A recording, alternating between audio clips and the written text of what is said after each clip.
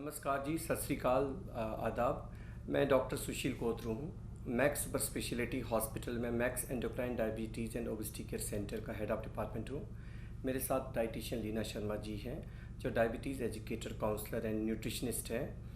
हम आज एक इम्पॉर्टेंट टॉपिक पे डिस्कस करने वाले हैं। डायबिटीज़ जो एक महामारी का रूप धारण कर चुकी है, जिसमें हिंदी में हम मधुमेह की बीमारी भी बोलते हैं और आम जनता जिसको शुगर की बीमारी में नाम देते हैं, उसके बारे में डिस्कस करने वाले हैं। सबसे इम्पॉर्टेंट प्रॉब्लम क्या है कि इस डिज़ीज़ के बारे में अवेयरनेस की कमी है, जानकारी की कमी है। तो सबसे इम्पॉर्टेंट टॉपिक जो हमारा रहेगा कि इसके अवेयरनेस के बारे में लोगों को जागरूक करना, नॉलेज देना। ये डायबिटीज़ क्या है, ये मधुमेह की बीमारी क्या है या शुगर की बीमारी क्या है। मैडम, ये जो डायबिटीज़ है, जो आम जनता इसको शुगर की बीमारी बोलते हैं, बेसिकली डायबिटीज़ है क्या? आप कुछ बोलना चाहेंगे डायबिटीज़ क्या है, किसको शुगर की बीमारी बोलते हैं? डायबिटीज़ बेसिकली होता क्या है, हमारे ब्लड में ग्लूकोज का एक नॉर्मल रेंज होना चाहिए, ग्लूकोज के लेवल का। जब वो रेंज नॉर्मल से ज़्यादा हो जाता है उसे ही हम शुगर कहते हैं। डायबिटीज़ और मधुमेह अलग अलग लैंग्वेजेस में कह देते हैं, ठीक है। तो बेसिकली डायबिटीज़ शुगर, ब्लड में शुगर के लेवल को बढ़ने को ही कहते हैं। तो हमारी बॉडी में इंसुलिन हार्मोन होता है जो शुगर को रेगुलेट करता है, नॉर्मल लेवल में बना के रखता है। जब उस इंसुलिन हार्मोन की कमी हो जाती है तो ब्लड में शुगर का लेवल बढ़ना शुरू हो जाता है, उसे ही हम डायबिटीज़ कहते हैं। तो शॉर्ट में खून में शुगर का लेवल अगर बढ़ जाए तो उसे हम शुगर की बीमारी बोलते हैं। तो शुगर का लेवल लिमिट में रहना चाहिए। अब शुगर का लेवल कितना होना चाहिए? तो अगर हम निर्णय कालजिए खाली पेट देखेंगे तो पेशेंट का शुगर खाली पेट 100 से कम रहना चाहिए। जब 100 से बढ़ना स्टार्ट हो जाए तो ये एबनॉर्मल होता है। तो कितना होना चाहिए खाली पेट? 100 से कम। जब खाली पेट 100 और 125 के बीच में शुगर आना स्टार्ट हो जाए तो इसको हम प्री डायबिटीज़ बोलते हैं, बॉर्डर लाइन डायबिटीज़। जब कोई पेशेंट खाली पेट शुगर चेक करे, अगर 100 से ऊपर आना स्टार्ट हो जाए तो उनको जागरूक होना चाहिए कि मेरा शुगर लेवल नॉर्मल से ज़्यादा आ रहा है। 126 या 126 से ज़्यादा अगर शुगर आता है, खाली पेट की बात कर रहे हैं हम, तो वो डायबिटीज़ है। एक शुगर रीडिंग को हम डायबिटीज़ नहीं लेते हैं, एटलीस्ट कम से कम 2 रीडिंग्स होनी चाहिए अलग अलग दिन की, तो डायबिटीज़ कैटेगरी में आता है पेशेंट। तो एक तो हो गया खाली पेट का शुगर। दूसरा हो गया शुगर का टेस्ट। एक दूसरा टेस्ट होता है जिसको हम ग्लूकोज टॉलरेंस टेस्ट बोलते हैं। पेशेंट को हम खाली पेट बुला के फास्टिंग शुगर करते हैं, फिर ग्लूकोज पिलाते हैं। 75 ग्राम्स ग्लूकोज, 75 ग्राम ग्लूकोज एक गिलास पानी में 200 ml पानी में डाल के पिला देते हैं। फिर 2 घंटे बाद चेक करते हैं। 2 घंटे बाद जो शुगर आना चाहिए 140 से कम आना चाहिए। अगर 141, 141 से 199 के बीच में आ जाए तो इसको हम बॉर्डर लाइन डायबिटीज़ बोलते हैं, मीन्स प्री डायबिटीज़, मीन्स आगे डायबिटीज़ होने का रिस्क है। अगर 200 या 200 से ज़्यादा आ जाए तो डायबिटीज़ बोलेंगे, पेशेंट को डायबिटीज़ कैटेगरी में है। और तीसरा टेस्ट होता है HbA1c, जो एक एडवांस टेस्ट है, नया टेस्ट है, जिसमें 3 महीने का एवरेज आता है। कोई पेशेंट बोलता है मैं खाली पेट चेक नहीं कराता, मैं ग्लूकोज पानी लेके 2 घंटे बाद चेक नहीं कराऊंगा। तो कभी भी करा सकता है ये टेस्ट, इसके लिए खाली पेट की ज़रूरत नहीं है। तो 3 मंथ्स का एवरेज शुगर होता है। HbA1c टेस्ट एवरेज में 3 महीने का एवरेज शुगर देता है, परसेंट में रिपोर्ट आती है। 5.7% से नीचे अगर एवरेज शुगर टेस्ट आता है तो डायबिटीज़ नहीं है। 5.7 to 6.4 अगर एवरेज आएगा बॉर्डर लाइन डायबिटीज़ है, आगे डायबिटीज़ हो सकता है। एंड अबव 6.4 अगर है तो डायबिटीज़ है। ये 3 टेस्ट हमें बताते हैं कि आपको डायबिटीज़ है कि नहीं है, या आप बॉर्डर लाइन डायबिटीज़ में हैं या प्री डायबिटीज़ में हैं, तो आगे रिस्क है डायबिटीज़ होने का। और अगर डायबिटीज़ है तो डरने की बात नहीं है, प्रॉपरली ट्रीट करके इसको कंट्रोल करना। प्रॉब्लम्स ये है मैम कि शुरुआती जो अगर डायबिटीज़ है, खून में शुगर का लेवल ज़्यादा है, तो क्या पेशेंट को कोई सिम्टम्स होंगे कि पेशेंट बोलता है कि मेरे ब्लड में शुगर का लेवल ज़्यादा आ गया, 200 है, 250 है, तो पेशेंट शुरुआत में कोई सिम्टम्स नहीं होते। तो इसलिए पेशेंट को ये समझ है कि मेरे कोई सिम्टम्स नहीं है, हो सकता है रिपोर्ट गलत हो, तो उनको ट्रीटमेंट की ज़रूरत है। तो ऐसा क्या करना चाहिए पेशेंट को? अगर शुगर ज़्यादा लेवल आ जाए तो क्या ध्यान रखना चाहिए पेशेंट को? तो डायबिटीज़ का ट्रीटमेंट अगर स्टार्टिंग में ही लिया जाए वही बेटर रहता है। काफ़ी पेशेंट्स क्या सोचते हैं, स्टार्टिंग में अगर 200 लेवल आ रहा है या 300 आ रहा है, सिम्टम्स स्टार्टिंग में नहीं होते। काफ़ी पेशेंट्स में, मैक्सिमम में सिम्टम्स नहीं आते 200-300 पे, तो पेशेंट को लगता है कि मुझे ट्रीटमेंट की ज़रूरत नहीं है। जब शुगर में ब्लड में शुगर का लेवल उनका काफ़ी ज़्यादा बढ़ जाता है, 400-500 हो जाता है, फिर पेशेंट को सिम्टम्स आने शुरू होते हैं। तो सिम्टम्स इसके ज़्यादातर पेशेंट्स में यही रहते हैं, बार बार पेशाब का आना, भूख ज़्यादा लगना, प्यास ज़्यादा लगना, वज़न का कम होना, यूरिन की जगह पे इन्फेक्शन होना, चमड़ी की प्रॉब्लम्स होनी शुरू हो जाती हैं, धुंधला दिखाई देना शुरू हो जाता है। ज़्यादातर पेशेंट्स में यही सिम्टम्स रहते हैं और ज़रूरी नहीं कि सभी पेशेंट में सिम्टम्स हों। तो सिम्टम्स हैं चाहे नहीं हैं, कहने का मतलब यही है कि अगर सिम्टम्स नहीं भी हैं, पेशेंट को शुगर का लेवल खून में ज़्यादा है, फिर भी शुरुआत में ही इलाज लेना ज़रूरी है ताकि आगे की प्रॉब्लम से बचा जा सके। तो एक अदृश्य बीमारी है, तो खून में शुगर का लेवल ज़्यादा है क्योंकि हमारे भगवान ने लिमिट रखा है खून में शुगर का, हमारे रब ने शुगर का लिमिट रखा है। जब लिमिट क्रॉस करेंगे, खून में शुगर का लेवल ज़्यादा होगा, वो एक्स्ट्रा शुगर जो है स्लो पॉइजन की तरह है, ये हमारे बॉडी ऑर्गन्स को ख़राब करेगा। इसको कंट्रोल में रखना ज़रूरी है। भले आपके सिम्टम्स नहीं है, सिम्टम्स मीन्स अलामात नहीं है, बट खून में शुगर का लेवल ज़्यादा है, स्लोली बॉडी ऑर्गन्स को ख़राब करेगा। इसको कंट्रोल में रखना ज़रूरी है। सब में सिम्टम्स नहीं आते, पेशाब ज़्यादा लगना, मुंह सूखना, वज़न घटना, भूख ज़्यादा लगना हाई शुगर पे होता है। 200-250 पे कभी कभी सिम्टम्स नहीं आते। प्लीज़ चेक करवा के इसको कंट्रोल में रखना ज़रूरी है। अगर मैम ये एक्स्ट्रा शुगर रहेगा, जैसे मैंने बात की अभी कि ये अदृश्य बीमारी है, साइलेंट डिजीज़ है, 200-250-300 रहता पेशेंट को शुगर, पेशेंट चेक नहीं करता, शुगर ज़्यादा रहेगा, तकलीफ़ है नहीं, पेशेंट बोलता मेरे को तकलीफ़ नहीं है, ट्रीटमेंट नहीं लेगा। तो एक्स्ट्रा शुगर रहने की वजह से क्या प्रॉब्लम्स रहेगी आगे पेशेंट को? एक्स्ट्रा शुगर अगर रहेगा बॉडी में तो क्या रिस्क रहेंगे पेशेंट को अगर वो कंट्रोल नहीं करता? शुरुआती कुछ सालों में तो पेशेंट्स को कोई सिम्टम्स नहीं आते, कोई तकलीफ़ें नहीं दिखाई देती, लेकिन अगर पेशेंट समय पे इलाज नहीं करेगा और अपने खून में शुगर का लेवल ज़्यादा ही रखेगा, कई बार पेशेंट को नहीं भी पता होता शुगर है उसे या शुगर का लेवल उसके खून में ज़्यादा रह रहा है, जिसकी वजह से उसे जब भी एकदम पता चलता तो एकदम से नुकसान भी हो सकते हैं। तो ज़्यादा शुगर लेवल अगर हम रखेंगे तो कुछ जैसे हमारे शरीर के अंगों पे नुकसान आ सकते हैं, जैसे आँखों की रोशनी जाने का खतरा बढ़ जाता है, लकवा होने का खतरा बढ़ जाता है, हार्ट अटैक होने का रिस्क बढ़ जाता है, किडनीज गुर्दे खराब होने का रिस्क बढ़ जाता है, पैरों में ज़ख्म होने शुरू हो सकते हैं, पैर काटने की नौबत भी आ जाती है। वैसे ये तो कुछ प्रॉब्लम्स हैं, इसके अलावा सिर से लेके पैर तक सब जगह ही नुकसान करता है ज़्यादा शुगर का लेवल। तो ये तो हो गया क्या क्या रिस्क्स हैं अगर हम कंट्रोल नहीं करेंगे। तो अब आएंगे डायबिटीज़ कितने प्रकार का है?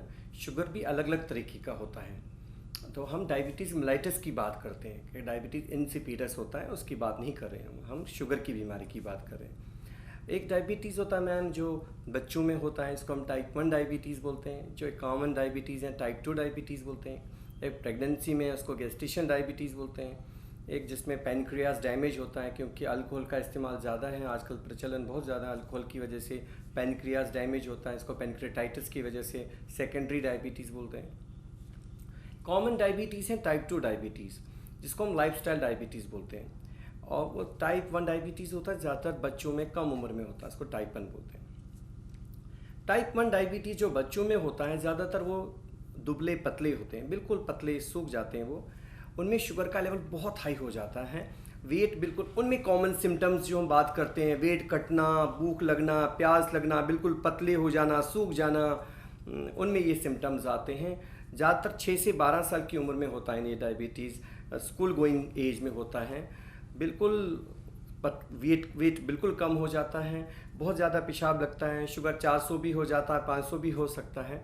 इनमें इंसुलिन बनाने की सेल्स जो पैनक्रियाज जो ऑर्गन है पेट के अंदर, वो सेल्स मर जाती है और इंसुलिन ही बनता है। तो इंसुलिन एक ऐसी चीज़ है, जब हम खाना खा के पेट में हजम होकर ग्लूकोज बनता है, बॉडी ग्लूकोज तब इस्तेमाल करती है जब इंसुलिन बॉडी में हो।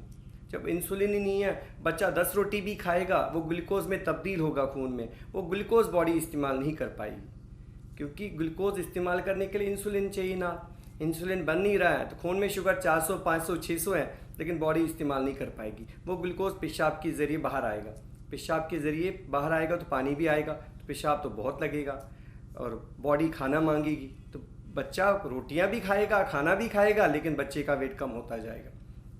शुगर बहुत हाई रहेगा तो पानी से शुगर बाहर आता रहेगा, तो पानी की कमी, डिहाइड्रेशन भी होगी। तो अर्जेंट इंसुलिन नहीं देंगे बच्चे को बाहर से तो लाइफ को खतरा रहेगा, बच्चे को बचाना मुश्किल होगा। तो टाइप 1 डायबिटीज़ को हम इंसुलिन डिपेंडेंट डायबिटीज़ भी बोलते हैं, क्योंकि बिना इंसुलिन के बच्चे को ट्रीट नहीं किया जा सकता, क्योंकि जो चीज़ अंदर बिल्कुल ज़ीरो हो चुकी है इंसुलिन, वो बाहर से देने की वजह से हम बच्चे को बच्चे की लाइफ भी बचा सकते हैं, और वो इंसुलिन बाहर से लाइफ लॉन्ग देना ही पड़ेगा।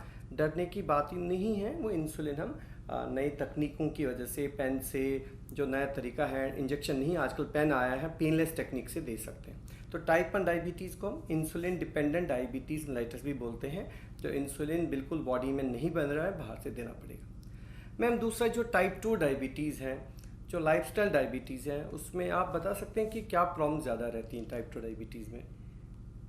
टाइप 2 डायबिटीज़ में ज़्यादातर कारण तो जो रिस्क फैक्टर पे होते हैं डायबिटीज़ के, उनमें ज़्यादातर रीज़न यही रहता है वज़न का ज़्यादा होना। अगर मोटापा है, वज़न ज़्यादा है, तो उन्हें शुगर होने का खतरा ज़्यादा होता है। खाना पीना सही तरीके का ना होना भी मेन कारण है, ठीक है। समय पे खाना ना खाना, सही तरीके का खाना ना खाना, वो मेन रीज़न है खाने पीने में, ठीक है। स्ट्रेस का लेवल ज़्यादा होना भी रिस्क फैक्टर है। अगर परिवार में पहले से ही किसी को शुगर है खून के रिश्ते में, तो बाकियों को भी शुगर होने का खतरा उतना ही है। तो परहेज़ जो शुगर पेशेंट के लिए होने चाहिए वो सबके लिए होने चाहिए, सिर्फ शुगर पेशेंट के लिए ही नहीं, ठीक है। और इसमें आधा लोगों का एक मिथ है कि मेरे मदर फादर को डायबिटीज़ है तो मुझे तो होगा ही शुगर, मेरे मदर को है तो मुझे होना ही था डायबिटीज़। तो पेरेंट्स को डायबिटीज़ है तो आपको रिस्क है, but that does not mean कि आपको होना ही है डायबिटीज़। तो आपके हाथ में क्या है? लाइफस्टाइल है। लाइफस्टाइल चेंज तो किया दैट जा मीन्स सकता है। जीन्स लोड द गन, आपके जीन्स में है, बट लाइफस्टाइल ट्रिगर्स द जो है। तो लाइफस्टाइल तो आपके हाथ में, ट्रिगर तो आपके हाथ में, तो लाइफस्टाइल जो है आपके हाथ में। तो वही आपको कहना चाहिए कि टाइप 2 डायबिटीज़ में इंसुलिन है, but insulin is not working properly because of abdominal adiposity. जो आपके पेट और लिवर के आसपास फैट है, जो पेट वाला फैट है वही सबसे ख़राब है। तो इंसुलिन काम नहीं करा प्रॉपरली और इंसुलिन कम हो गया है, बट इंसुलिन है बॉडी में। तो टाइप 2 में टेबलेट्स काम करती इनिशियली, है ना। तो टाइप 2 में मेन प्रॉब्लम है इंसुलिन रेजिस्टेंस। इंसुलिन है बट काम नहीं करा प्रॉपरली, क्योंकि पेट के अंदर, जो लिवर के अंदर आसपास फैट है, वेट फैट होने की वजह से पेट वाला फैट ज़्यादा ख़राब है और इंसुलिन भी कम हो गया है। तो आप टाइप 2 में हम टेबलेट्स देते हैं जिससे इंसुलिन बेटर काम करता है और इंसुलिन निकालने वाली दवाई देते हैं। बट टाइम के साथ टाइप 2 अगर केयर नहीं करेंगे, उनमें भी आहिस्ता आहिस्ता इंसुलिन बॉडी में इतना कम हो जाता है, फिर टेबलेट्स काम नहीं करती, फिर उनमें भी इंसुलिन की ज़रूरत पड़ सकती है। तो टाइप 2 में अपने डाइट से, परहेज से, सैर से, वेट कम करने से मेडिसिन का डोज कम रख सकते हैं। तो टाइप 1 टाइप 2 डायबिटीज़ हो गया। प्रेगनेंसी में कभी कभी टेम्परेरी शुगर बढ़ता है, इसको गेस्टेशनल डायबिटीज़ बोलते हैं। उसमें इंसुलिन का ही इस्तेमाल करना चाहिए। इंसुलिन सेफ़ है, नेचुरल चीज़ है, टेबलेट्स का इस्तेमाल नहीं करना चाहिए। और अगर पेनक्रियाज अल्कोहल लेने की वजह से या गॉल ब्लैडर में स्टोन्स की वजह से कभी पेनक्रियाटाइटिस का अटैक होने से पेनक्रियाज डैमेज हुआ है, उसको हम सेकेंडरी डायबिटीज़ बोलते हैं। तो कॉमन ये डायबिटीज़ की कैटेगरीज हैं, कुछ और भी कैटेगरीज हैं। तो कॉमन तो टाइप 2 डायबिटीज़ पे हमें ध्यान रखना है। तो मीन्स कि जो टाइप 2 डायबिटीज़ में हमें लगता है हेरिडिटरी में है, मेरे जीन्स में डायबिटीज़ है तो मुझे होगा ही होगा, ऐसा ज़रूरी नहीं है।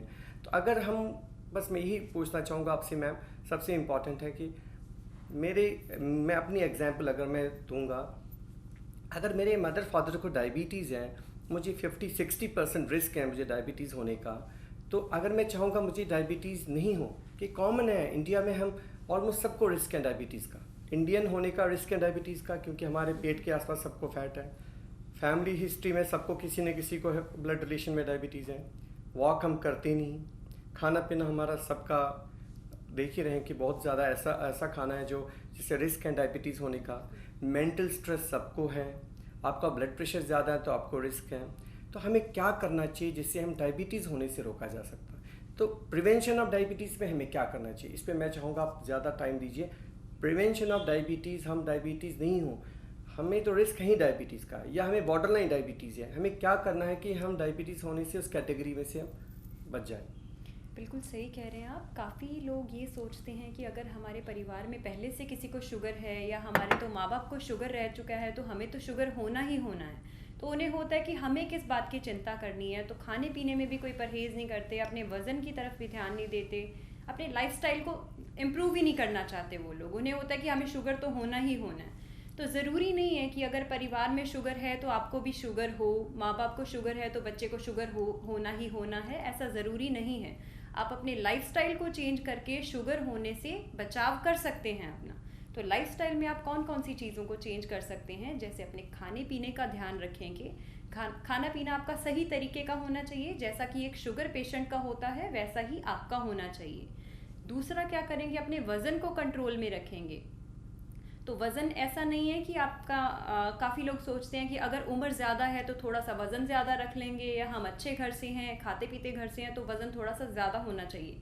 आपके कद के हिसाब से ही वज़न होता है, ठीक है। तो आपके कद के हिसाब से सही वज़न अगर आप रखेंगे तो भी शुगर होने से बचाव किया जा सकता है। अगला क्या चीज़ कर सकते हैं आप, स्ट्रेस के लेवल को कम करेंगे। स्ट्रेस के लेवल को कम करेंगे तो शुगर होने से बचाव किया जा सकता है। थोड़ा सा फिज़िकल एक्टिविटी इंक्लूड करके अपने डे रूटीन में अगर आप फिज़िकल एक्टिविटी इंक्लूड करते हैं, चाहे वो योगा है, कसरत है, या सैर करते हैं इंक्लूड, या अपनी पसंद की कोई भी एक्टिविटी है, चाहे वो स्विमिंग है, साइकिलिंग है, डांस क्लास ज्वाइन कर सकते हैं, गेम्स खेल सकते हैं, या कोई मेहनत वाला अगर आप काम करते हैं तो भी शुगर होने से बचाव पॉसिबल है।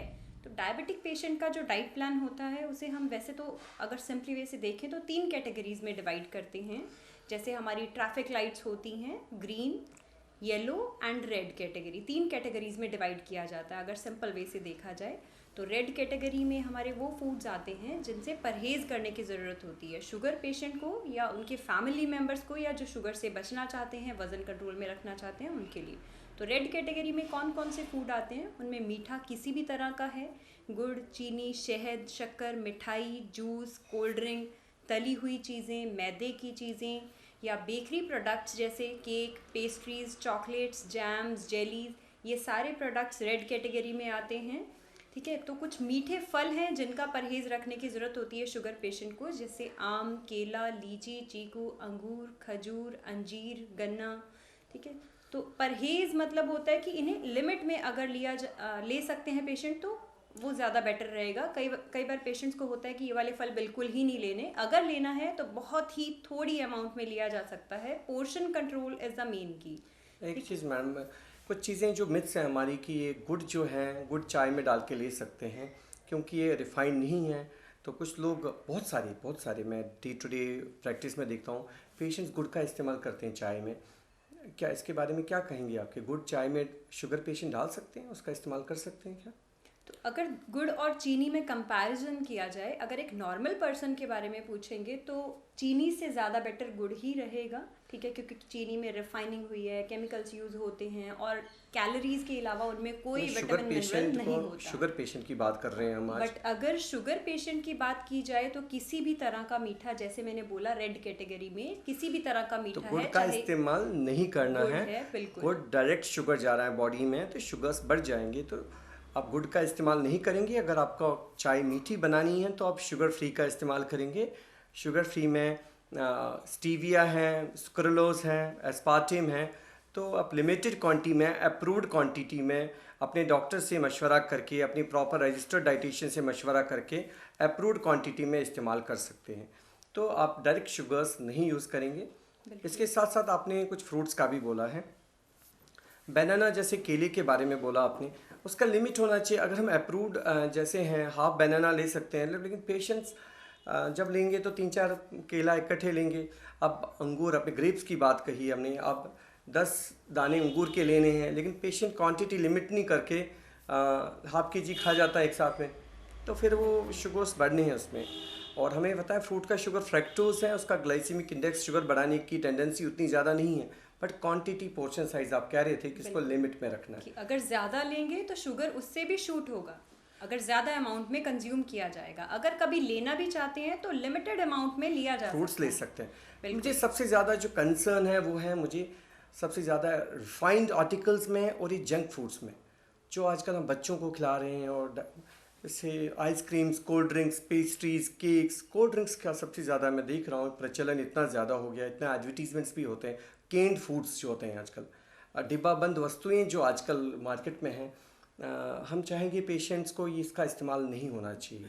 बिल्कुल बिल्कुल सही कह रहे हैं आप। अगर हम कोल्ड ड्रिंक्स की बात करते हैं या एनर्जी ड्रिंक्स की भी बात करते हैं, तो कोल्ड ड्रिंक्स में सिर्फ एम्प्टी कैलोरीज हैं, सिर्फ शुगर्स हैं और फ्लेवर्स हैं और कुछ नहीं है। तो शुगर की ज़्यादा कंजम्पशन से और या फिर ये कह सकते हैं कि कैलोरीज की ज़्यादा कंजम्पशन से क्या होगा, वज़न बढ़ना शुरू हो जाएगा। और आजकल तो चाइल्डहुड ओबेसिटी तो कॉमन ही है, तो देखा जंक ही फूड्स है बच्चों आपने। को बंद करवाना बिल्कुल चाहिए, और डायबिटीज़ पेशेंट्स को भी ये वाली चीज़ें नहीं है, हाई कैलोरी है ये, इससे वेट ही बढ़ना है। Ice creams, cold drinks, pastries, cakes, jams, बिल्कुल और टैबैको, गुटखा, जर्दा, पान मसाला, बीड़ी, सिगरेट के बारे में रेड कैटेगरी आपने बोल ही दिया। बिल्कुल ये नशा कितना नशे। नुकसान नहीं, ये कितना नुकसान हो सकता है। स्मोकिंग डायबिटीज़ पेशेंट में रिस्क ऑफ हार्ट अटैक का खतरा बहुत ज़्यादा बढ़ता है, स्ट्रोक का खतरा बहुत ज़्यादा बढ़ता है। डायबिटीज़ है, ब्लड प्रेशर है, हाई कोलेस्ट्रॉल है, ये तो है ही। और स्मोकिंग का रिस्क हार्ट अटैक बहुत ज़्यादा रिस्क बढ़ाता है, स्ट्रोक का रिस्क बहुत ज़्यादा बढ़ाता है, जिसको गैंग्रीन बोलते हैं फुट में, उसका रिस्क बहुत ज़्यादा बढ़ता है, किडनी प्रॉब्लम का रिस्क बहुत ज़्यादा बढ़ता है, इसके साथ कैंसर्स का रिस्क तो बढ़ता ही बढ़ता है। तो स्मोकिंग 100% कंट्रा इंडिकेटेड है, बंद करना चाहिए डायबिटीज़ पेशेंट। गुटखा, ज़्यादा, टबैको, और जहाँ पे आपने प्रिजर्व फूड्स की बात की थी, तो प्रिजर्व फूड है या कैंड फूड है, डब्बा बंद फूड्स में क्या होता है, उन्हें प्रिजर्व करने के लिए सोडियम यूज़ किया जाता है। अगर सोडियम की इंटेक ज़्यादा होगी तो हाइपरटेंशन के चांसेस ज़्यादा बढ़ जाते हैं। चिप्स हैं या बाहर जितना भी फास्ट फूड है, उन सब में ही सोडियम का लेवल बहुत ज़्यादा रहता है। अगर आज से ही बच्चे ऐसे फूड्स खाना शुरू करेंगे तो कम एज में ही ओबेसिटी होने के चांसेस हैं, हाइपरटेंशन होने के चांसेस हैं, साथ में कार्डियोवास्कुलर प्रॉब्लम्स का रिस्क और ज़्यादा बढ़ जाता है। तो ऐसे फूड्स बिल्कुल नहीं लेने चाहिए, ये सभी फूड्स रेड कैटेगरी में ही आते हैं। अब मैं एक और चीज़ बताऊंगा, हमारा जो इंडियन कल्चर है, ये हमें समोसे और पकोड़े और पूड़ियाँ खाने का बड़ा शौक है। अब एक समोसे में कितनी कैलोरीज हैं बता सकते हैं हमारे दर्शकों को? एक समोसा जो हम खाते हैं उसमें कितनी कैलोरीज हैं? तो अगर समोसा देखें या पिज़्ज़ा उसमें या ऑयल बर्गर कैसा जैसे है? देखते हैं, पहले तो ऑयल ट्रांस फैट्स उनमें ज़्यादा होते हैं, जिनसे और ज़्यादा प्रॉब्लम्स बढ़ सकती हैं, डीजेनरेटिव डिजीज़ के रिस्क बढ़ जाते हैं। ठीक है। जिस समोसे में जो ऑयल होता है, जिस ऑयल को बार बार रीहीट किया जाता है, गर्म किया जाता है, और ट्रांस फैट्स है, उसमें हार्ट डिजीज़ का खतरा बढ़ जाता है। पूड़ियाँ हैं, पकोड़े हैं, जहाँ से हम शॉप से लेते हैं वो तेल कंटिन्यूसली कढ़ाई में गर्म हो रहा होता है, हीट हो रहा होता है, तो वो ऑयल ट्रांस फैट्स में कन्वर्ट होता है। एक समोसे में अराउंड 500 किलो कैलोरीज हैं, तो एक खाने के बराबर है। एक समोसा खा लेते हैं उसमें तो कैलोरीज बहुत ज़्यादा है, और वैसे भी आलू से बना होता है तो वैसे ही उसमें ग्लाइसेमिक इंडेक्स ज़्यादा है, तो शुगर बढ़ाने की टेंडेंसी ज़्यादा है। और एक चिप्स का पैकेट जो कॉमन बच्चों को खिलाते हैं, लेज़ का एक सिंपल चिप्स का पैकेट, उसमें 550 किलो कैलोरीज है, तो खाने के बराबर है। बच्चे को टीवी के सामने बिठा देते हैं, एक कोल्ड ड्रिंक दे देते हैं, एक लेज़ का पैकेट दे देते हैं, और बच्चे का वेट बढ़ता जाता है, हमें एक्सप्लेन नहीं कर पाते कि क्यों वेट बढ़ रहा है। तो ये चीज़ें हमें अवॉइड करनी चाहिए। मैडम, इसके बाद हमारे पास येलो कैटेगरी की जो डाइटरी आइटम्स आती है, जिनका क्वांटिटी हमें सीमित मात्रा में खानी है। तो रेड मीन्स, रेड मैंने मगा डेंजर। तो हम इलेक्ट्रिक पोल्स पे जाते हैं, नज़दीक जाते हैं, वहाँ डेंजर साइन लगा है, वो भी रेड में लगा होता है। तो डेंजर साइन जो है, वहाँ से उन चीज़ों से दूर रहना है। शादी में जाते हैं, आजकल स्टॉल्स ही स्टॉल्स होते हैं, जितनी बड़ी शादी उतने स्टॉल्स। तो स्टॉल्स में आप फ्लैग लगाइए, रेड का निशान लगाइए, उस स्टॉल के पास नहीं जाना है जो गलत स्टॉल है, जो आपको नुकसान कर सकता है। तो येलो स्टॉल्स वाली चीज़ें, वो उसकी थोड़ी चीज़ें प्लेट में डालिए, कम डालिए।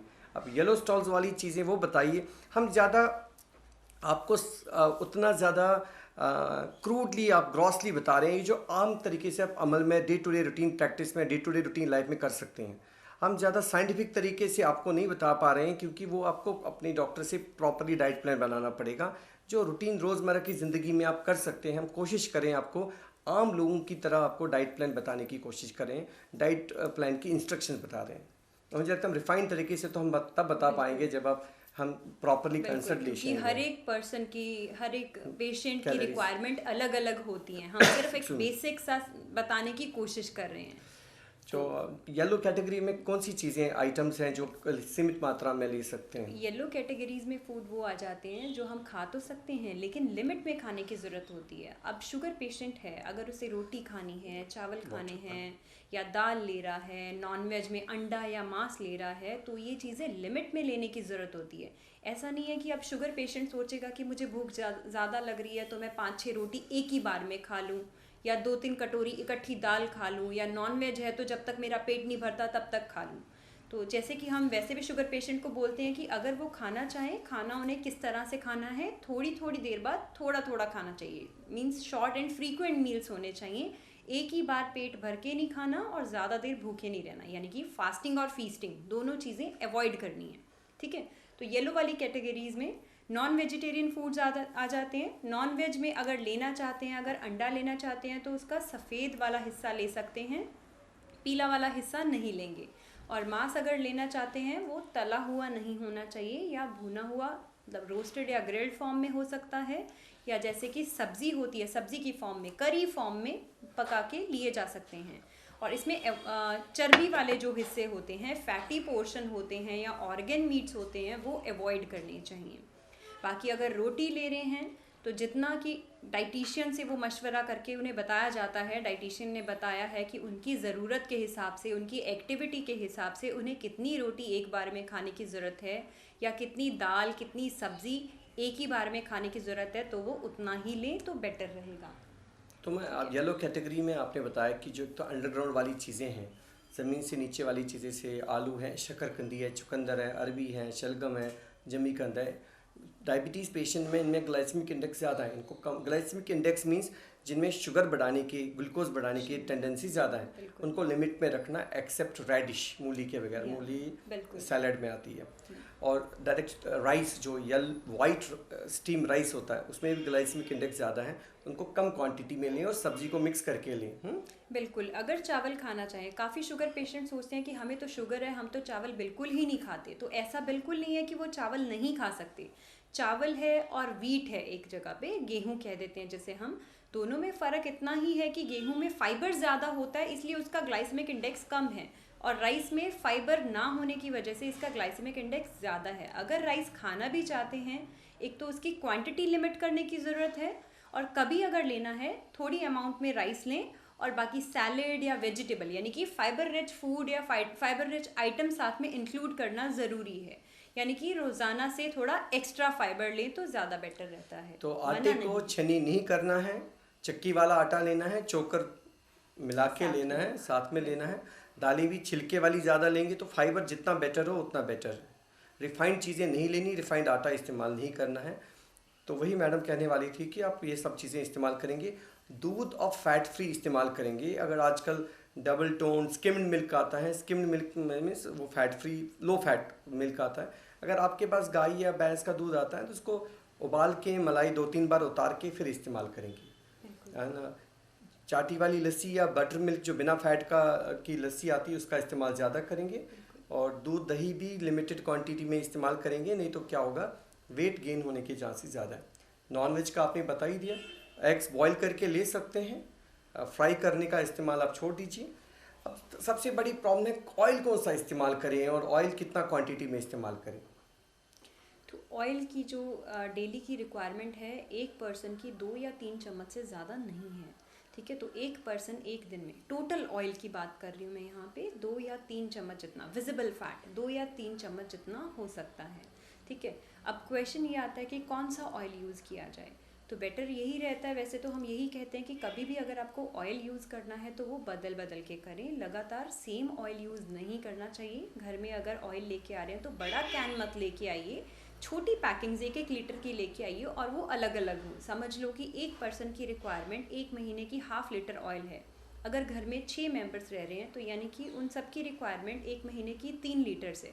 तो अगर महीने में 3 लीटर ऑयल आना है, तीनों अलग अलग पैकेट्स होने चाहिए। जैसे एक राइस ब्रान ऑयल हो सकता है, दूसरा ग्राउंडनट हो सकता है, तीसरा सोयाबीन या मस्टर्ड ऑयल, ऐसे अलग अलग ऑयल्स लेके आने चाहिए। Mixture of omega 3 and omega 6 का मिक्सचर होना चाहिए, तो बैलेंस्ड ऑयल्स होने चाहिए। तो बट ऑयल को रीहीट नहीं करें। वो क्या घर में जो फीमेल्स हैं, कॉमन जो कल्चर है इंडिया का, कि ये सब्जी को फ्राई करके सब तेल को बचा के रखते हैं, फिर वापस उसमें कोई और सब्जी को फ्राई कर देते हैं। तो जिस तेल को बार बार गर्म करके फ्राई करना, उस तेल वो कन्वर्ट होता है ट्रांस फैट्स में, वो शरीर के लिए हानिकारक होता है। इसलिए आप कम तेल का इस्तेमाल करें, और मुझे लगता है प्रेशर कुकर का इस्तेमाल करें। स्टीम से सब्जी बनानी है, कढ़ाई में बनाना चालू करेंगे तो फ्राई होना है सब्जी को, तेल बचेगा, फिर इसको वापस रीहीट करेंगे, वापस इस्तेमाल करेंगे।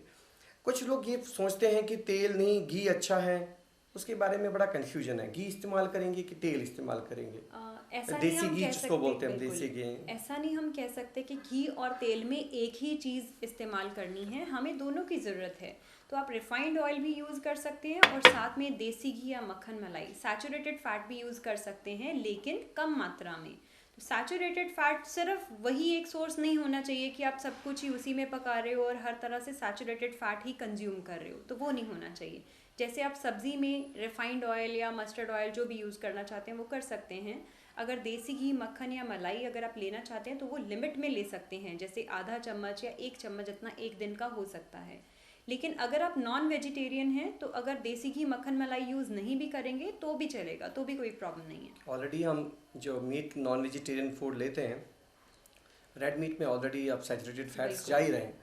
ये जो कॉमन जो पिज़्ज़ा बर्गर्स हैं आजकल, जो KFC and Domino's and all this lot of cheese, जो इसमें lot of calories also, lot of trans fats also, तो इसके बारे में कुछ कहेंगे आप, जो बच्चों को आज खिला रहे हैं पिज़्ज़ाज बर्गर्स? हाँ जी, जैसे कि हमने पहले भी बात की थी कि फास्ट फूड्स में कैलोरीज ज़्यादा होती हैं, सोडियम का लेवल ज़्यादा होता है, जिसकी वजह से ओबेसिटी और हाइपरटेंशन के चांसेस बढ़ जाते हैं और नो डाउट कि उससे कार्डियोवास्कुलर प्रॉब्लम्स यानी कि हार्ट की प्रॉब्लम का रिस्क और बढ़ जाता है। जो ब्रेड्स तो पे ये इस्तेमाल बिल्कुल होते हैं नहीं दैट यूज़ इज करना चाहिए। मेड ऑफ रिफाइंड आटे में ही यूज़ होता है, जो ब्रेड्स भी होती है उसके। बिल्कुल। तो ये बिल्कुल अवॉइड करना चाहिए, वंस इन अ वाइल कभी जैसे शौकिया ले लिया तो वैसे अवॉइड करना चाहिए।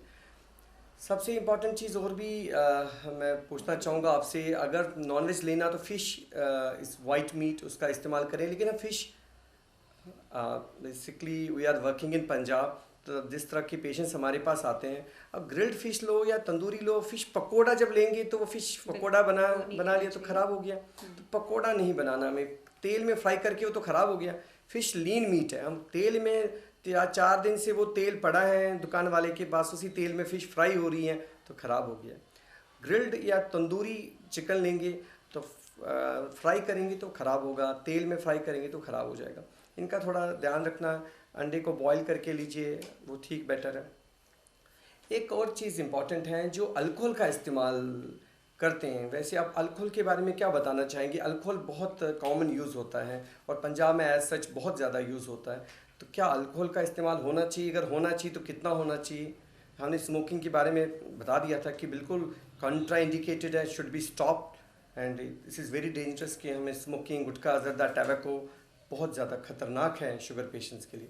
अल्कोहल के बारे में क्या बताना चाहेंगे आप? अल्कोहल बिल्कुल देखा जाए तो अल्कोहल भी येलो कैटेगरी में ही आ जाएगी। वैसे तो मैं तो रेड कैटेगरी में डालूंगा, मेरे हिसाब से तो अल्कोहल बंद करना चाहिए। शुगर पेशेंट अल्कोहल लेने की वजह से उनमें फैटी लिवर डिजीज़ और फिर उसमें हम बोलते हैं नैश भी बोलते हैं, हेपेटाइटिस एंड सिरोसिस में जाते हैं। अल्कोहल से खून संगना हो जाता है, ट्राइग्लिसराइड्स, कोलेस्ट्रॉल बढ़ जाता है, न्यूरोपैथी, टांगों की नसें छेती जल्दी ख़राब हो जाती है, नज़र कमज़ोर हो जाती है। तो अल्कोहल और डायबिटीज़ बॉडी को नुकसान कर देता है। बट अगर अब कोई ऐसी पेशेंट्स है जो अल्कोहल का इस्तेमाल करना चाहेंगे, इवन आफ्टर कि उनको एक्सप्लेन कर देते हैं कि अल्कोहल से नुकसान होने वाला, आपका फ़ायदा नहीं होने वाला, तो अगर वो अल्कोहल लेना चाहेंगे फिर भी, तो कितना अप्रूव्ड हैं, जो सेफ तो कुछ नहीं है अल्कोहल, फिर भी कितना विद इन फिर भी अप्रूव्ड लिमिट्स में कितना ले सकते हैं? देखिए, चाहे कोई पेशेंट डायबिटिक पेशेंट है, चाहे एक नॉर्मल पर्सन है, नशा किसी भी तरह का है वो नुकसान करेगा ही करेगा। हाँ, ये हो जाता है किसी को पहले करेगा या किसी को बाद में करेगा, तो ऐसा नहीं है कि नशे का कोई नुकसान नहीं है। बट अगर हम डायबिटिक पेशेंट की बात करते हैं तो हमें पता ही है कि शुगर की वजह से उसे कहीं ना कहीं प्रॉब्लम आने के चांसेस रहेंगे। यानी कि एक तरह से देखा जाए कि बॉडी तो वीक हो चुकी है, हम सिर्फ बचाव कर रहे हैं कि कोई नुकसान ना हो जाए। तो ऐसे में अगर पेशेंट नशा लेगा किसी भी तरह का, या शराब अगर वो ले रहा है, जैसे कि हम शराब की बात कर रहे हैं, तो अगर वो शराब लेता है तो नुकसान जल्दी आने के चांसेस होते हैं, प्रॉब्लम्स और ज़्यादा बढ़ सकती हैं, डायबिटीज़ रिलेटेड जो कॉम्प्लिकेशंस होती हैं वो जल्दी होने का रिस्क होता है। मतलब जैसे आम विस्की की बात कर लेते हैं हम ना, कॉमन जो विस्की होती है, तो वो अगर विस्की लेना चाहे कोई पर्सन तो कितना अमाउंट में लें, और मेल्स के लिए कितना है, फीमेल्स के लिए कितना है? तो वैसे तो किसी बिल्कुल नहीं लेना चाहिए। जो पेशेंट्स छोड़ सकते हैं ड्रिंक करना तो बेटर है वो छोड़ दें। अगर जो नहीं छोड़ सकते उनके लिए एक सेफ़ लिमिट हम कह सकते हैं 1 या 2 पैग, यानी कि 30 to 60 ml। मेल्स की बात कर रही हूँ मैं, आदमियों की बात कर रही हूँ। 30 to 60 ml जितना हो सकता है, और अगर फीमेल्स की बात की जाए तो 1 पैग यानी कि 30 ml इज़ फाइन। तो मैं इस पे ये बताना चाहूँगा कि 2 पैग हम मेल्स के लिए अप्रूव्ड हैं। अब हम 2 पैग बोल देते हैं पेशेंट को, बट अब पैग किसको समझते हैं वो भी एक कन्फ्यूजन है। पैग तो पटियाला पैग भी हो सकता है, वो 100 ml का पैग भी हो सकता है, 200 ml का पैग भी, बट पैग हम स्मॉल पैग बोलते हैं। 30 ml मीन्स 30, 2 पैग होगा तो 60 ml, तो मेल्स के लिए 60 ml, not more than 80 ml, है ना। अगर मैक्सिमम लिमिट 80 ml से ज़्यादा नहीं जाए। फीमेल्स के लिए एक peg means 30 to 40 ml, not more than that. तो ये विस्की की बात कर रहे हैं हम, तो कॉमनली वही यूज़ होती है। लेकिन आजकल यहाँ देसी जो शराब है उसके बारे में हमें पता नहीं कि एग्जैक्टली कितना कंटेंट है उसमें, वो तो हम एडवाइस कभी नहीं करेंगे। तो 2 पैक स्मॉल पैक विस्की के 1 सोशल ड्रिंकिंग होती है, और फीमेल्स के लिए 1 पैक अल्कोहल का अगर वो इस्तेमाल करना चाहेंगे। उससे ज़्यादा नुकसान ज़्यादा करेगा बॉडी को तो अल्कोहल की, तो ये येलो कैटेगरी में आता है। तो कुछ फ्रूट्स हम इस्तेमाल कर सकते हैं डायबिटीज़ में, अप टू 150 ग्राम्स, अगर शुगर कंट्रोल है 200 ग्राम्स भी इस्तेमाल कर सकते हैं, क्योंकि फ्रूट मीठा है बट वो शुगर, फ्रूट का शुगर फ्रक्टोज है, मैंने बोला उसमें ग्लूकोज बढ़ाने की टेंडेंसी इतनी नहीं है। तो कितने ग्राम्स तक फ्रूट ले सकते हैं, कौन कौन से फ्रूट्स ले सकते हैं? तो जो येलो कैटेगरी में वैसे हम फ्रूट्स को लेते हैं क्योंकि ये भी लिमिट में ही लेने की ज़रूरत होती है। तो इसमें सेब, पपीता, नाशपाती, अमरूद, आड़ू, संतरा, मौसमी, कीनू, बेर, जामुन, मतीरा, ये चीज़ें, या कीवी, ये येलो कैटेगरी में आ जाएंगी, बट इन्हें लिमिट में लेने की ज़रूरत है। 100 to 150 ग्राम्स जितना फ्रूट एक डायबिटिक पेशेंट कंज्यूम कर सकता है पर डे का, ठीक है।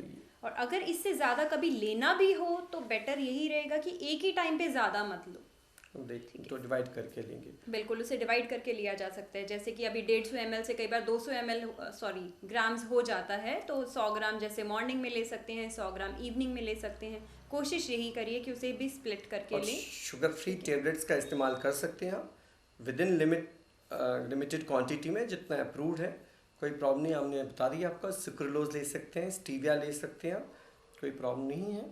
कुछ लोग एस्पार्टेम भी यूज़ करते हैं, बट एस्पार्टेम से ज़्यादा बेटर ऑप्शन स्टीविया सुक्रोलोज है। बट इसके चक्कर में हमें गुड़ या चीनी थोड़ा सा डाल दिया तो ऐसा नहीं, डायरेक्ट शुगर को बढ़ा देगा, तो ठीक नहीं है। कुछ लोग हैं शुगर फ्री मिठाइयाँ खा लेते हैं, उनको लगा शुगर फ्री डाली हुई है, लेकिन साथ में जो फैट्स जा रहा है, जो ट्रांसफैट जा रहा है, जो घी जा रहा है, उसको नज़रअंदाज करते हैं। ऐसा नहीं है, ठीक है ना। तो इस तरह की अवॉइड करना चाहिए ऐसी चीज़ें। अब आगे हमें ग्रीन कैटेगरी, ग्रीन कैटेगरी दिखाते हैं। रेड मीन्स डरना है, दूर जाना है, येलो मीन्स कम क्वांटिटी में खाना, ग्रीन कैटेगरी मीन्स जितना मर्जी खाना चाहिए, एक्स्ट्रा क्वांटिटी खा सकते हैं। ग्रीन सिग्नल दिखाते ही ट्रेन निकल जाती है, मीन्स खा लो जितना मर्जी है, क्वांटिटी एक्स्ट्रा खा सकते हैं। तो ग्रीन कैटेगरी में कौन सी चीज़ें पेशेंट खा सकता है एक्स्ट्रा क्वांटिटी में, शुगर पेशेंट, उसके बारे में क्या कहना चाहेंगे? गो, ट्रैफिक लाइट्स में भी ग्रीन का मतलब यही होता है कि you can go for these foods, है ना। तो अब काफ़ी पेशेंट्स की क्वेरी क्या रहती है कि हाँ, हमें तो 5-5 रोटी या 5-5 पराठे एक ही बार में खाने की आदत है, लेकिन आप कह रहे हैं कि आपको वज़न कम कंट्रोल करने के लिए या शुगर कंट्रोल करने के लिए आपको थोड़ा थोड़ा खाना चाहिए। तो हमारी तो 2 फुल्के से या 3 रोटी से तो भूख ही नहीं मरती, तो हमें क्या करना चाहिए उस टाइम पे, हम क्या करें? तो उसमें हमारे ग्रीन कैटेगरी में भी कुछ फूड्स आते हैं कि अगर आपको बार बार भूख लगती है या ज़्यादा भूख लगती है तो आप ऐसे फूड्स बिना रोक टोक के ज़्यादा भी खा सकते हैं। लेकिन ये हम बात सिर्फ सिंपल डायबिटिक पेशेंट की बात कर रहे हैं। अब डायबिटीज़ के साथ कोई और प्रॉब्लम है तो उनके लिए खाना पीना अलग तरह का होता है, ठीक है। तो ग्रीन कैटेगरी में जैसे कि सलाद ले रहे हैं, आपको 2 रोटी में या 3 रोटी में भूख नहीं मर रही है तो आप सलाद ज़्यादा ले सकते हैं, सब्ज़ी ज़्यादा ले सकते हैं, यानी कि फाइबर की इंटेक बढ़ाएंगे। उससे एक फ़ायदा ये रहेगा कि उससे भूख जल्दी मरेगी और शुगर एकदम से शूट नहीं करेगा, ठीक है। अगर लेना हो तो पतली लस्सी ले सकते हैं, नींबू पानी ले सकते हैं, नारियल पानी ले सकते हैं, सब्जियों को उबाल के ले सकते हैं, सब्जियों को हल्का सा पका के भी ले सकते हैं। अब कुछ लोग कहते हैं कि हमें चाय बार बार पीने की आदत है या कॉफ़ी बार बार पीने की आदत है। अब हमेशा आप दूध वाली चाय लेंगे या दूध वाली कॉफ़ी लेंगे तो उसमें एक्स्ट्रा कैलोरीज कंज्यूम करने की वजह से आपका शुगर भी शूट करेगा और वज़न भी बढ़ेगा क्योंकि उसमें कैलोरीज हैं, ठीक है। तो अगर आप बार बार चाय या कॉफ़ी पीने के शौकीन हैं तो ट्राई करिए कि बिना दूध वाली चाय या बिना दूध वाली कॉफ़ी ले सकते हैं। इसमें आप green coffee, green tea, black coffee, black T का भी यूज़ कर सकते हैं। स्प्राउट्स बहुत अच्छा है, अंकुरित दालें जिसको हम बोलते हैं, छिलके वाली दालें हैं, चने हैं, भुने हुए चने हैं। बिल्कुल, जैसे स्नैक्स लेने हो तो स्नैक्स में अब आपको लिमिट में ही लेना होता है। स्प्राउट्स ले सकते हैं, स्प्राउट्स की चाट ले सकते हैं, मुट्ठी भर के भुने हुए चने ले सकते हैं, भुनी हुई दाल ले सकते हैं। सब्जियों का और सूप कोशिश है। करें कि ये नमकीन ना हो। शुगर पेशेंट में ये देखा गया है कि शुगर पेशेंट की नमक की इंटेक बढ़नी शुरू हो जाती है जब मीठा बंद किया जाता है। वो देखता है कि हर चीज़ जो मैं ले रहा हूँ नमकीन होनी चाहिए, जैसे कि टेस्ट चाहिए होता है उन्हें, तो मीठा नहीं है इस तो पे मैं नमकीन क्रोसिन सही। डालना स्टार्ट करूंगा। डायबिटीज़ पेशेंट्स बिल्कुल। में ब्लड प्रेशर साथ में बढ़ता ही बढ़ता है, उनकी किडनीज नमक बॉडी में ज़्यादा रोकती है, उनकी टेंडेंसी होती है ब्लड प्रेशर की, कोलेस्ट्रॉल, ट्राइग्लिसराइड्स बढ़ने की, हार्ट डिजीज़ का रिस्क भी बहुत ज़्यादा बढ़ता है। Diabetes patient means heart patient. इस साथ साथ में हार्ट की नाड़ियों में भी ब्लॉकेज बनना स्टार्ट होता है। नमक जो है सबसे इम्पॉर्टेंट है, तो इनमें कितना नमक लेना चाहिए डायबिटीज़ पेशेंट्स का 24 आवर्स में, क्योंकि उनको लगता है मीठा बंद हो गया तो नमकीन खाना स्टार्ट कर देते हैं, पापड़, अचार, नमकीन, उनका सेवन ज़्यादा करते हैं। तो उनको स्ट्रांगली बताना पड़ेगा कि नमक ज़्यादा नहीं खा सकते हो। कितना नमक 24 आवर्स में लेना चाहिए पेशेंट में? डायबिटिक पेशेंट का वैसे तो नॉर्मल पर्सन को भी नमक कम ही रखना चाहिए, बट डायबिटिक पेशेंट को जैसे कि डॉक्टर साहब ने बताया कि हाइपरटेंशन का रिस्क ज़्यादा होता है, तो 2 से 2.5 ग्राम जितना एक दिन का नमक का इंटेक हो सकता है। 3 ग्राम्स तक जा सकते, 3 to 5। अगर हम अगर ये तो 3 ग्राम सोडियम हो गया, अगर टोटल सॉल्ट ले देखें हम, अगर सोडियम क्लोराइड तो 5 ग्राम, तो 5 ग्राम ही छोटा चम्मच जो होता है, जो टी में हम चीनी मिलाते हैं ना, टीस्पून, छोटा चम्मच, हम मोटी तरीके से बताएं, छोटा चम्मच, 1 चम्मच छोटा 24 घंटे में नमक जाना चाहिए बॉडी में, इसका ध्यान रखना है। और एक और अच्छी चीज़ बताऊंगा आपको, ज़्यादा नमक खाने से बुढ़ापा जल्दी आता है, तो अगर आप जवान रहना चाहते हैं तो कम नमक का इस्तेमाल करेंगे, तो मुझे लगता है इस वजह से तो कम नमक का इस्तेमाल करेंगे ही करेंगे आप, तो ये सबसे इंपॉर्टेंट चीज़ है।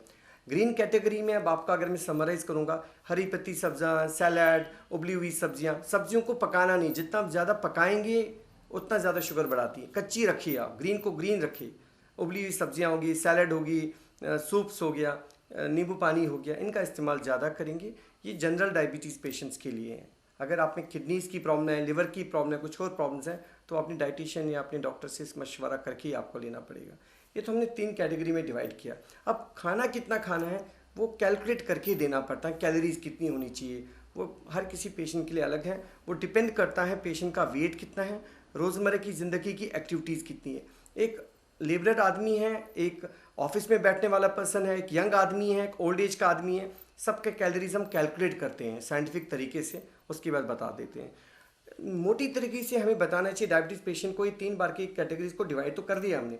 खाना किस तरीके से लेना चाहिए 24 आवर्स में, कि बस सुबह खा लिया, जैसे कुछ पेशेंट्स हैं सुबह डॉक्टर साहब मैंने 5-6 रोटियां खा ली, शाम को 5-6 रोटियां खाई, खाली पेट शुगर 100 था, तड़के नाश्ते मॉर्निंग में नाश्ते करने के बाद 250-300 हो गया, दोपहर में फिर 50 रह गया क्योंकि दवाइयाँ खा लेता है, तो शाम को इकट्ठे खा लिया, शाम को भी 300 हो गया। तो ये शुगर अप डाउन हो रहा है मेरा, ऐसा क्यों हो रहा है? तो डायबिटीज़ का डाइट कैसे रखना चाहिए? और वैसे भी जिन पेशेंट्स का वेट बढ़ने का रिस्क है, और कुछ लेडीज़ ऐसा करती हैं व्रत रख लेती हैं, अपने फास्ट और फीस्ट बोला नहीं करना, और कुछ नहीं दिन भर नहीं खाते, 5 बजे फिर इकट्ठे व्रत में खा लेते हैं, 3-4 पूड़ियाँ खा लेते हैं, फिर हलवा भी खा लेते हैं, फिर शुगर एकदम 400 हो जाता है। डायरेक्ट शुगर से अवॉइड करना है, रेगुलर वॉक करना है, थोड़ा थोड़ा करके खाना है, बैलेंस डाइट खाना है, फ्रूट्स ज़्यादा लीजिए, लीफी वेजिटेबल्स, सैलड ज़्यादा लीजिए, तो ये वाली फाइबर ज़्यादा लीजिए, रिफाइंड चीज़ें अवॉइड करिए आप, और रेगुलर एक्सरसाइज करिए, मेडिटेशन ज़्यादा करिए अगर स्ट्रेस है, वॉक करने का तरीका ढूंढिए, एलिवेटर्स का कम इस्तेमाल करिए, स्टेयर्स का ज़्यादा इस्तेमाल करिए, तरीका अपने आप को ढूंढना पड़ेगा। लाइफस्टाइल अभी से चेंज करिए तो डायबिटीज़ को प्रिवेंट कर सकते हैं। तो ये कुछ चीज़ें सिंपल टिप्स हैं। हमारी और भी वीडियोस हैं जिसको आप फॉलो कर सकते हैं, प्रॉपर लाइफस्टाइल को, प्रॉपर डाइट को, प्रॉपर एक्सरसाइज को, प्रॉपर ट्रीटमेंट क्या होना चाहिए, इंसुलिन के बारे में जो मिथ्स हैं, तो और भी जो वीडियोस हमारी अपलोड हैं ऑलरेडी हमारी चैनल यूट्यूब चैनल पे भी, हमारी बाकी जो फेसबुक पे भी आप उनको फॉलो कर सकते हैं और डायबिटीज़ को प्रॉपर ट्रीट कर सकते हैं, कंट्रोल कर सकते हैं। तो हमारे साथ आप डायबिटीज़ के साथ हम फाइट कर सकते हैं, ओबेसिटी को फाइट कर सकते हैं, सो दैट कि हम हेल्दी लाइफ को फॉलो करेंगे और क्वालिटी लाइफ को जी सकते हैं। Thank you.